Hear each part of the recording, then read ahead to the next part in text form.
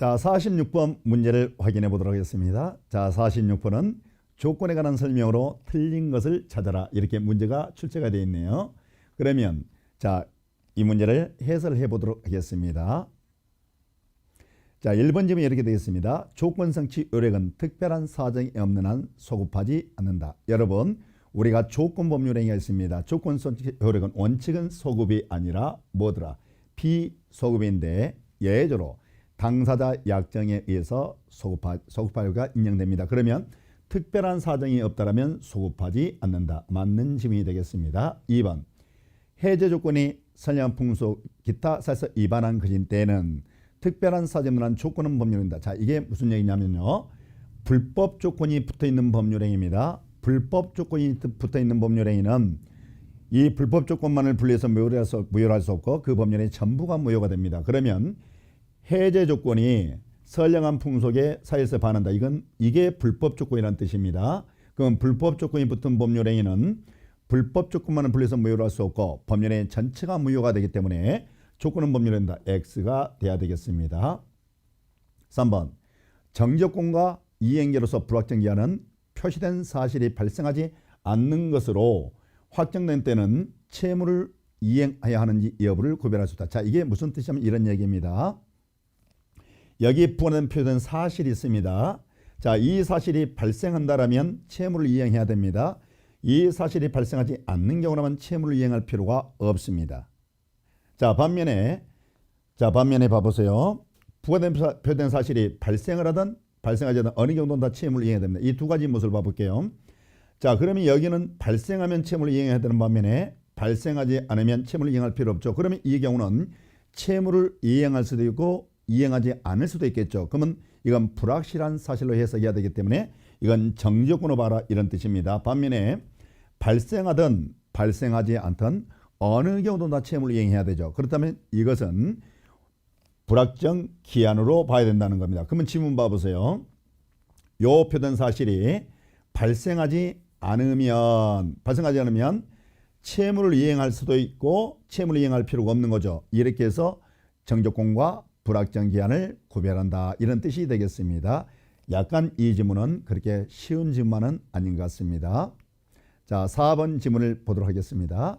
이행지체의 경우에 채권자는 상당 기한을 정하여 채권과 함께 그 기간 내에 이행하지 않을 것을 정적권하여 계약을 해지할 수 있다. 자, 우리 민법 544조를 보면 우리가 해제 사유로서 이행지체라는 게 있죠. 그러면 이행지체의 경우는 즉시 해지할 수 있는 것이 아니라 먼저 뭘 한다는 거죠?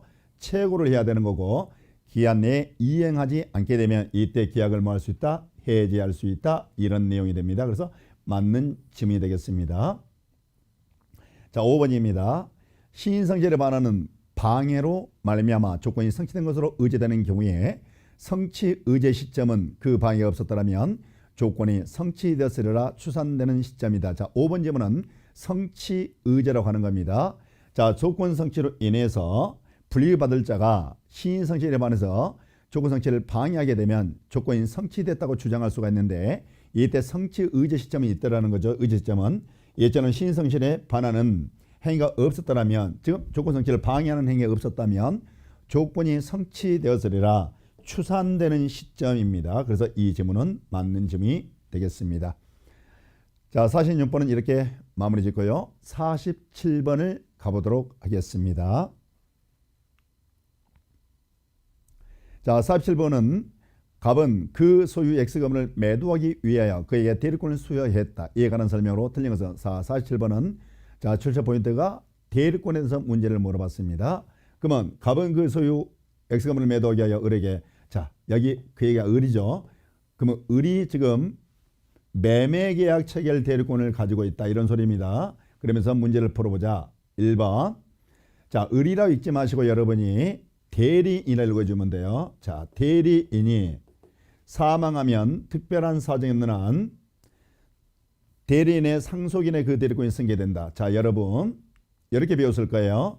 자, 우리가 대리권 소멸 사유입니다. 본인이 사망을 했습니다. 대리인이 사망합니다. 대리인이 파산합니다. 대리인 성년 후견에 게시가 되면 요 대리인의 대리권은 소멸되어 버립니다. 그래서 대리인 사망하게 되면 요 대리권은 소멸되기 때문에 이게 상속인에게 승계될 수가 없습니다. 그래서 틀린 점이 되겠습니다.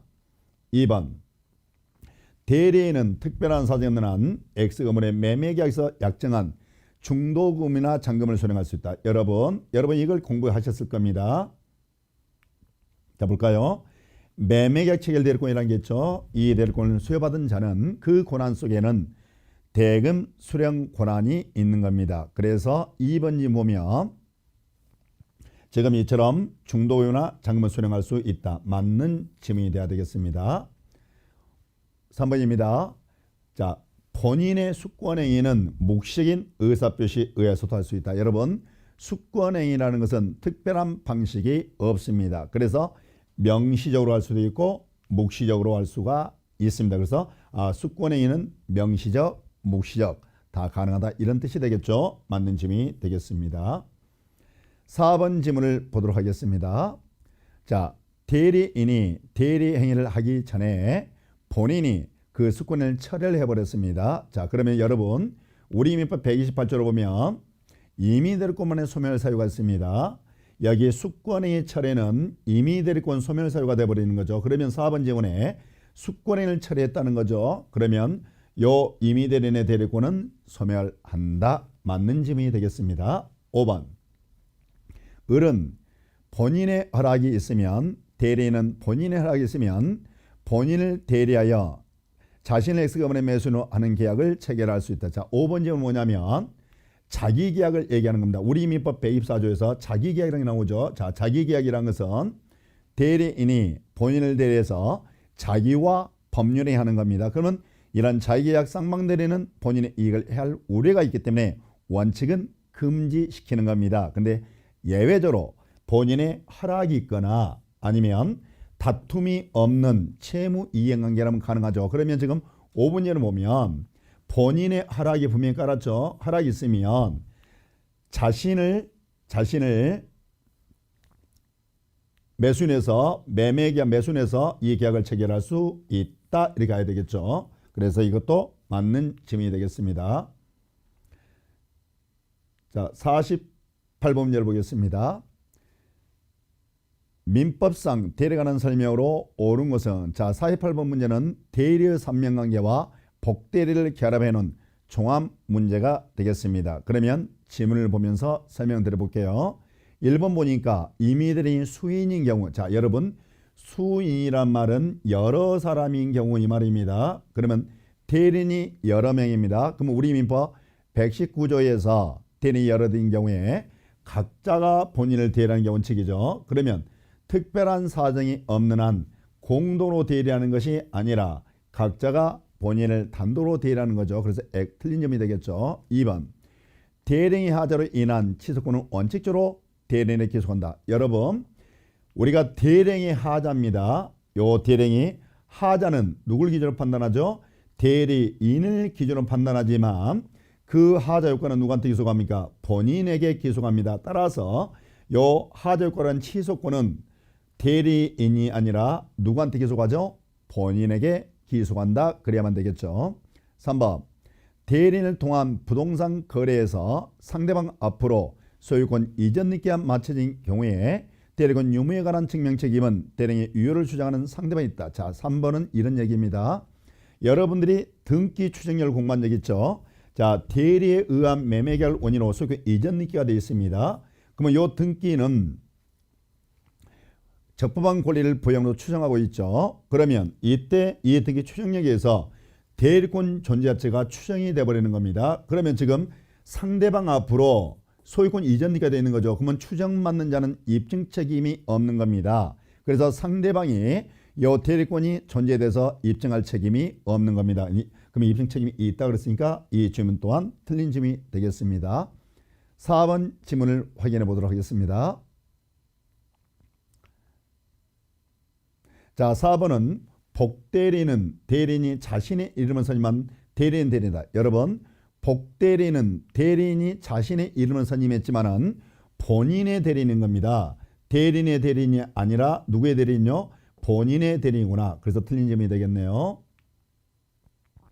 자, 5번입니다. 법정 대리인은 특별한 사정은 한 그의 책임으로 복대리인을 선임할 수 있다. 여러분, 법정대리인은 본인과 법정대리인은 신뢰관계를 바탕으로 이루어진 관계가 아닙니다. 그래서 법정대리인은 자기 책임 속에서 언제나 복대리인을 선임할 수가 있습니다. 그래서 이 5번 질문은 맞는 질문이 되겠습니다. 자, 커피 한잔 하시고 잠시 쉬었다가 수업을 계속 진행하도록 하겠습니다.